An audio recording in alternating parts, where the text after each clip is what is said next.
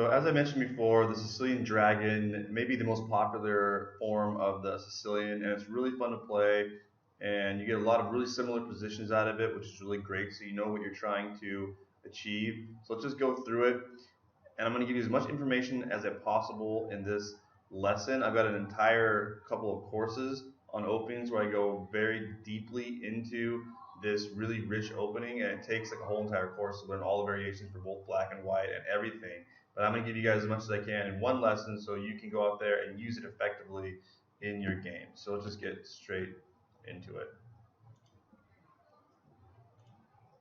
So we know we go e4, c5, the knight comes out, our pawn goes up, and then 90% of the time, white will play this move. They know the opening and all, they know the lines that come out of the open variation, and they get a really good attack. White has something called an English attack, something called the Yugoslav attack, there's a Fischer-Sozin attack, and we're going to learn all of those later in the course, and they're very effective attacks for white, which is why we really need to know the opening and how to defend against those, and then get our own counterattack for black. So we trade off this pawn, which is actually a good thing for black. We're trading a c pawn for one of white's central pawns. So in theory, we benefit a lot from this exchange, but white gets a temporary strong center and their pieces are coming out very effectively. So in chess, you're usually giving up something in order to get something, and then the side that wins out will be the one that over time makes the best moves, understands the position more deeply, and gains an advantage, creates weaknesses,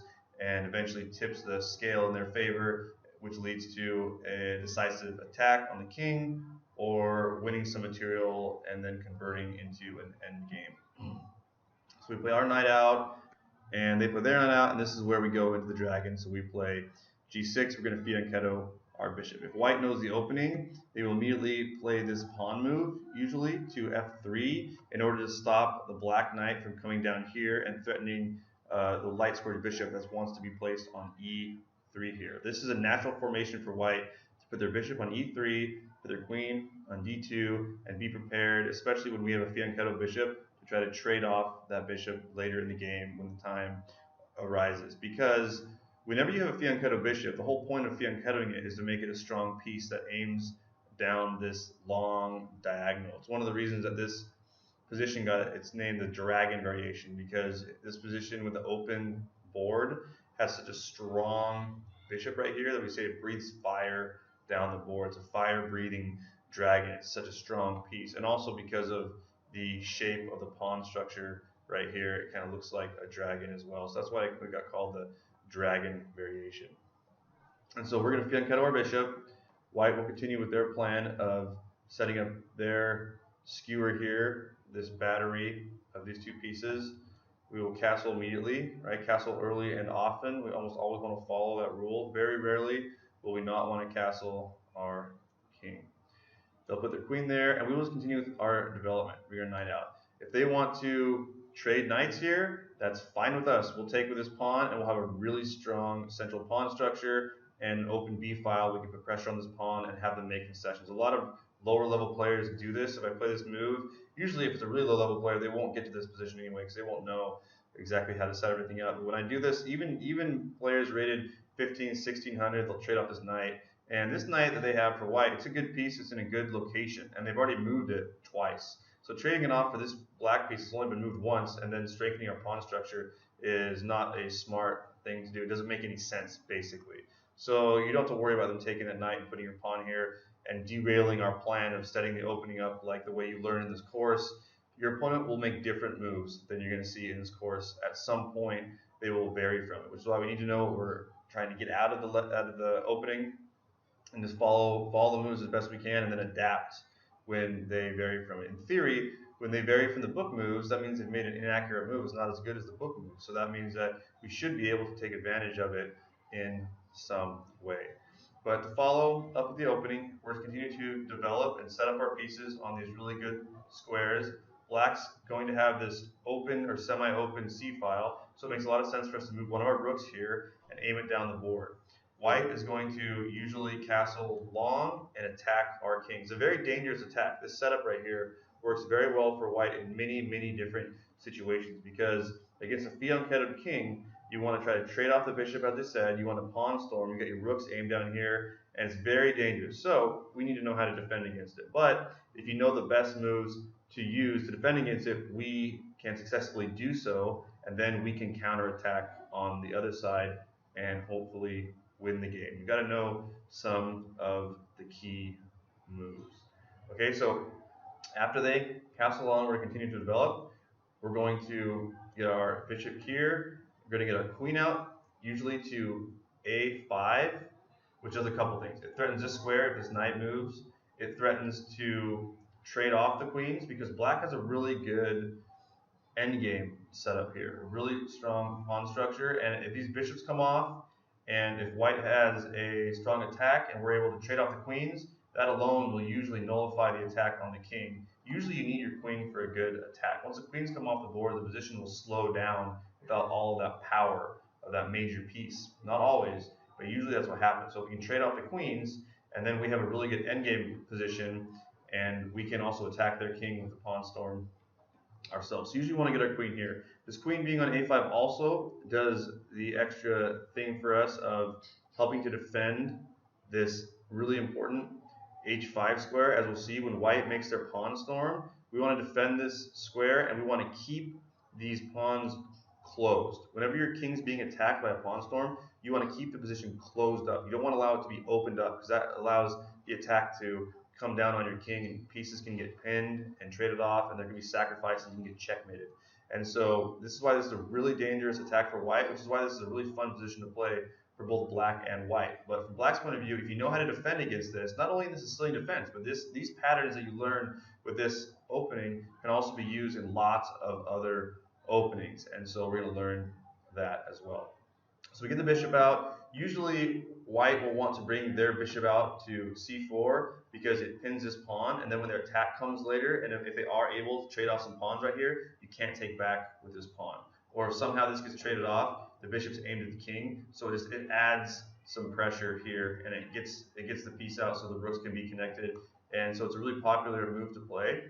Okay, and then usually what they will do is they will tuck it away over here, so that if a rook comes here or a queen goes here, then they're not under any threat of losing that piece to a tactic because it's not defended right there. So usually they'll just tuck it away right away. Okay. So let's say, for example, we play queen here, the bishop comes down, and now this pawn is being defended twice, and everything is fine. So a typical thing that might happen now is that if it's a really strong player, they will oftentimes also move their king over here, so there's not this gap, because once these pieces get moved, this is a threat. So they usually take a move to move their king over. Black wants to move a rook over. It makes sense to move this rook over on the c file. It's aimed across from their king on this semi-open file, and also it makes it so if white tries to prematurely trade off this bishop right here, you can just tuck the bishop down here. This is a little trick that we use when you want to keep your fianchetto bishop from getting traded off. As long as that rook's not here on f1, once you've moved that, you can just tuck your bishop right here, and this is fine. White's not gaining anything by doing this, by trying to trade off the bishop. We just avoid the trade, and we keep our strong bishop. And notice, it's aimed all the way down this board. It's aimed all the way down to here at this b2 square. There's no pawns in the way, so if there are theoretically attacks on this knight, our rook is also aimed at this knight, so sometimes you want to sacrifice the rook here, called sacrificing the exchange, right? To take a minor piece. The rook and queen are called the major pieces, and the knight and the bishop are called the minor pieces, right? And so usually you don't want to trade a rook for a minor piece, but sometimes it's a really good idea, and it can lead to an attack, and oftentimes it will be unexpected because most people don't expect you to trade a higher value piece for a lower valued piece. But sacrificing the exchange is one of the favorite types of sacrifices amongst strong players because you're not giving up all that much, and it can lead to some really good stuff for you. So, but let's say they don't move that bishop down there just yet because it is premature, it doesn't really accomplish anything yet. Later on they can try to trade it off. And now notice we have two rooks down here, and once we get these pawns going, we can very quickly attack white's king with our queen being where it is and all our pieces being where they are. Usually though what happens is white's attack will come even faster because they're set up to touch our fianchetto position more quickly. So they'll play something like g4. And the attack will come. And we just continue to develop. If they do that, we're not worried about anything yet. We might play this move here, knight to e5, and we're threatening this f3 pawn. It's defended, but that makes this so this knight can't move. Otherwise, you can take it with a tempo on this queen. So this knight's got to stay put. We're also threatening to go to c4 right here, and threatening to trade off this knight for this dark squared bishop. And if we're successful at doing that, now this position, or this bishop right here, our dark squared bishop, is even more powerful because it has no threat from the opposing dark squared bishop to trade it off. So now this piece becomes even more powerful than it was before. It becomes almost as powerful as a rook. So usually a good player won't let us do that. If we play knight to c4, they will trade their light squared bishop for this knight, and we'll just have a trade there where both sides get something. This light squared bishop is also a good piece for them.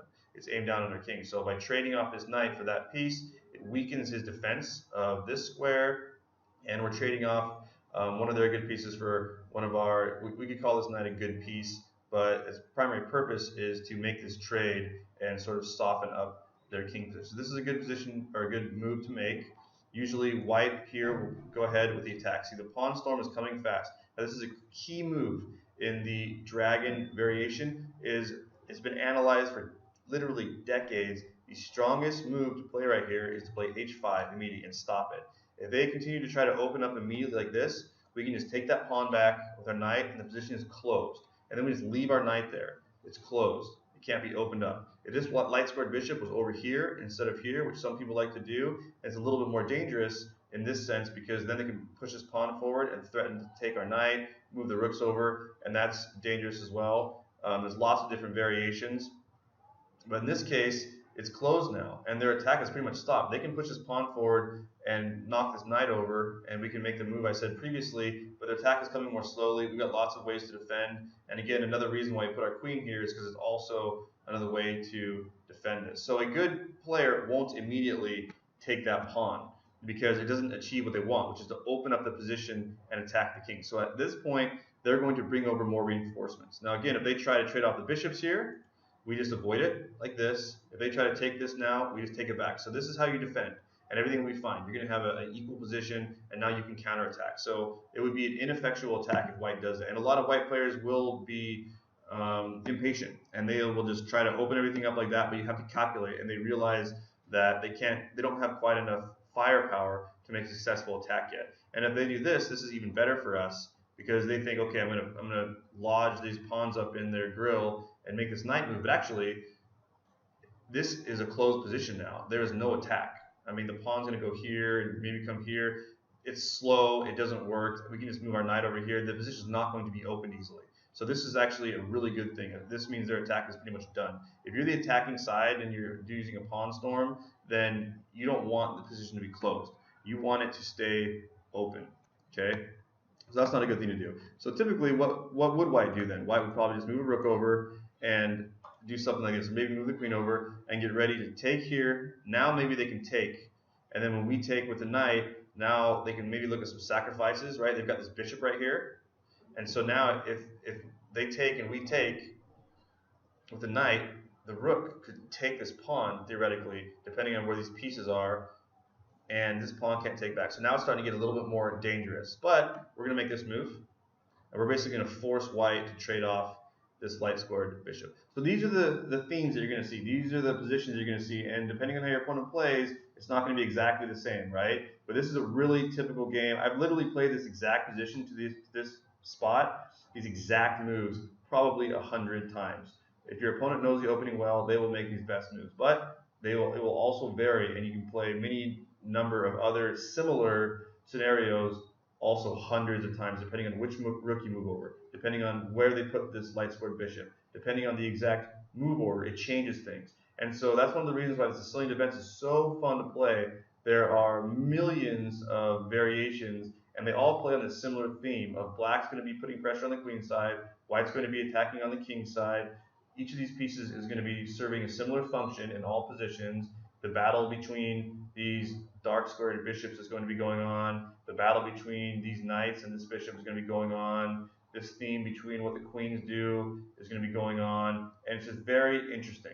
And so we're going to be looking at different variations of this type of position throughout this whole course.